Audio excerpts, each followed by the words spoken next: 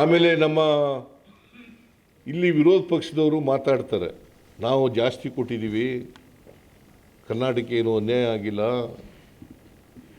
ಎಲ್ಲ ಏನು ಬಾಕಿ ಕೊಡಬೇಕಾಗಿಲ್ಲ ಅಂತೆಲ್ಲ ಮಾತಾಡ್ತಾರೆ.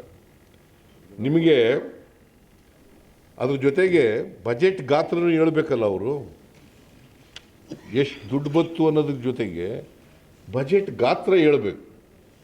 ಈಗ ನಾನು ಅದಕ್ಕಿಂತ ಹಿಂದೆ ಹೋಗಲ್ಲ, 17-18ರಲ್ಲಿ the budget size was of the government of India, ನಮ್ದಲ್ಲ, ಬಜೆಟ್ ಸೈಜು 21,46,735 ಕೋಟಿ ಅವತ್ತು ಬಜೆಟ್ ಇದ್ದದ್ದು 17-18. ನಮಗೆ ಡೆವಲ್ಯೂಷನ್ ಬಂದಿದ್ದದ್ದು 31,908 ಕೋಟಿ. ಗ್ರ್ಯಾಂಟ್ಸ್ ಬಂದಿದ್ದದ್ದು ಸೆಂಟ್ರಲಿ ಸ್ಪಾನ್ಸರ್ಡ್ ಸ್ಕೀಮ್ಗಳಲ್ಲಿ 16,082 ಕೋಟಿ. Both put together 47,990. ಇದು 17-18ರಲ್ಲಿ ನಮಗೆ ಕರ್ನಾಟಕಕ್ಕೆ ಸಿಕ್ಕಿದ್ದಂಥ ಹಣ 47,990 ಕೋಟಿ. ಅವತ್ತು ಬಜೆಟ್ ಗಾತ್ರ ಬರೀ 21,46,000 ಕೋಟಿ. 21,46,000 ಕೋಟಿ. 18-19ರಲ್ಲಿ 18-19ರಲ್ಲಿ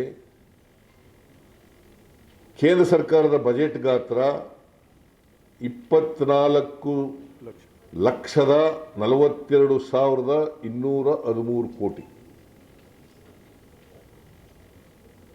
ಆಗ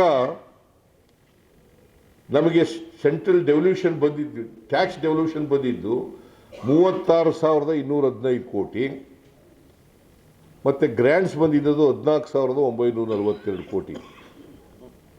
ಸುಮಾರು 2,000 ಕೋಟಿಯಷ್ಟು ಕಡಿಮೆ ಆಯಿತು ಗ್ರ್ಯಾಂಟ್ಸ್. ಆಮೇಲೆ ಡೆವಲ್ಯೂಷನ್ನಲ್ಲಿ ಸುಮಾರು 4,000 ಚಿಲ್ಲರೆ ಕೋಟಿ ಜಾಸ್ತಿ ಆಯಿತು. 19-20ರಲ್ಲಿ 27,86,349 ಕೋಟಿ ಇತ್ತು. ನಮಗೆ ಬಂದಿದ್ದದ್ದು 19-20ರಲ್ಲಿ ಟ್ಯಾಕ್ಸ್ ಡೆವಲ್ಯೂಷನ್ನು 39,806 ಕೋಟಿ.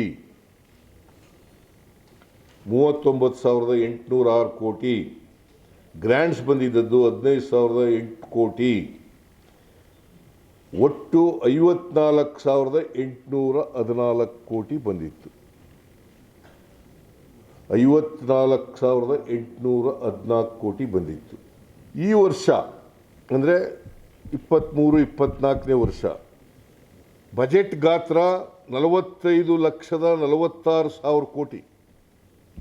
45,03,097 ಕೋಟಿ.